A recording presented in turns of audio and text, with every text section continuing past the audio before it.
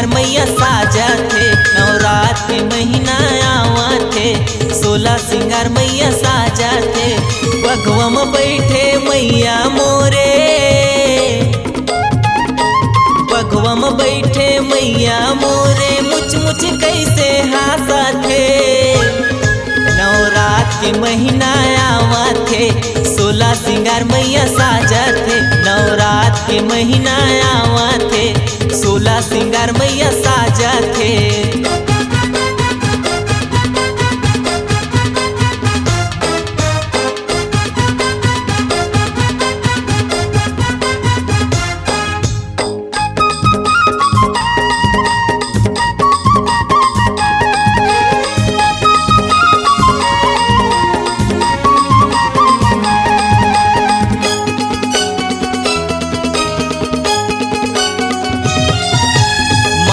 सिंदूर नाक में नथली, पाँव में पैरी बाजा थे। मांग में सिंदूर नाक में नथली, पाँव में पैरी बाजा थे।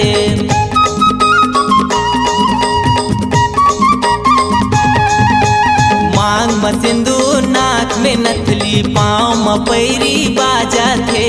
मांग में सिंदूर नाक में नथली, पाँव में पैरी बाजा थे। संग में आवे लंगुरे भैया, संग में आवे लंगुरे भैया, जल्दी गाड़ी हाँका थे। नवरात के महीना आवा थे, 16 सिंगार मैया साजा थे। नवरात के महीना आवा थे, 16 सिंगार मैया साजा थे।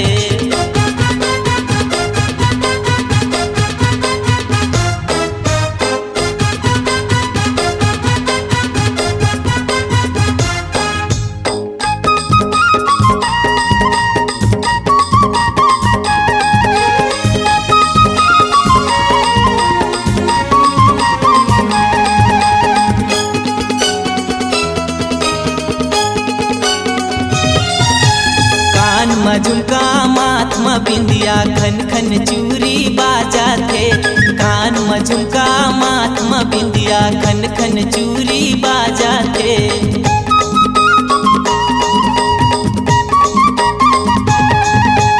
कान में झुमका माथ में बिंदिया, खन खन चूरी बाजा थे। कान में झुमका माथ में बिंदिया, खन खन चूरी बाजा थे। मगन होके भोले बाबा, मगन होके भोले बाबा, लट छरिया के नाचा थे। नवरात के महीना आवा थे, 16 सिंगार मैया साजा थे। नवरात के महीना आवा थे, 16 सिंगार मैया साजा थे। बघवा में बैठे मैया मोरे, बघवा में बैठे मैया मोरे, मुच मुच कैसे हंसा थे। नवरात के महीना आवा थे, 16 सिंगार मैया साजा थे।